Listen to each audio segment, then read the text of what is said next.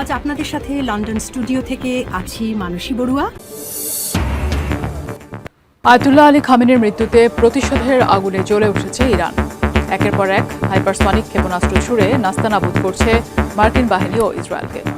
এবার ইসরায়েলের প্রধানমন্ত্রী বেনিয়ামিন নেতানিয়াহুর কার্যালয়ে ভয়াবহ হামলা চালিয়েছে আইআরজিসি। এরপরেই গুঞ্জন উঠেছে মারা গেছেন নেতানিয়াহু।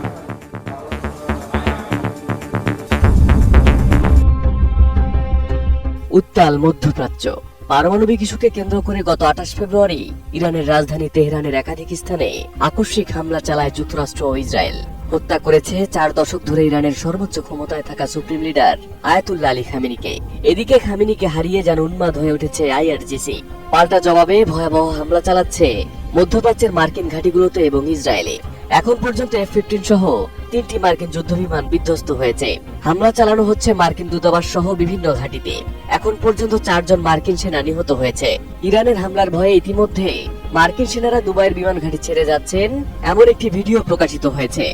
এদিকে হামলার প্রতিক্রিয়ায় স্মরণকালের সবচেয়ে বিধ্বংসী রূপ নিয়েছে তেহরান। বৃষ্টির মতো মিসাইল নিক্ষেপ করছে ইসরায়েলে, যেগুলো আটকাতে ব্যর্থ হচ্ছে $1 বিলিয়ন প্যাট্রিয়ট ও আয়রন ডোম প্রতিরক্ষা ব্যবস্থা।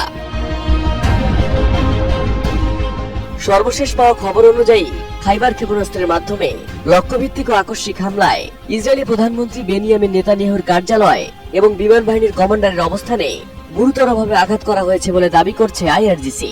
বিবৃতিতে তারা জানায়, জায়নবাদী শাসনের অপরাধী প্রধানমন্ত্রীর কার্যালয় এবং বিমান বাহিনীর প্রধানের সদর দপ্তর লক্ষ্যবস্তু করা হয়েছে। বিবৃতিতে আরো বলা হয়, ইরান এ পর্যন্ত ইসরায়েল ও যুক্তরাষ্ট্রের আঞ্চলিক ঘাঁটিগুলোর বিরুদ্ধে ড্রোন ও ক্ষেপণাস্ত্রের 10 দফা হামলা চালিয়েছে। এদিকে গত 24 ঘন্টায় প্রকাশ্যে আসেনি নেতানিয়াহু।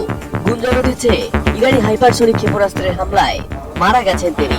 কাতার ভিত্তিক সংবাদ মাধ্যম আল জাজিরা আরাবিক রয়টার্সের বরাত দিয়ে এক ব্রেকিং নিউজে জানিয়েছিল, রয়টার্স জানাচ্ছে ইসরায়েলের প্রধানমন্ত্রী বেনিয়ামিন নেতানিয়াহু এবং সেনাবাহিনীর চিফ অফ স্টাফ একটি নির্ভুল ইরানি ক্ষেপণাস্ত্র হামলায় নিহত হয়েছেন। তবে কিছুক্ষণ পরেই ব্রেকিং নিউজটি সরিয়ে ফেলা হয়। এদিকে ইসরায়েল ফোর্সের এক্স অ্যাকাউন্ট থেকে এই খবরকে গুজব বলা হচ্ছে।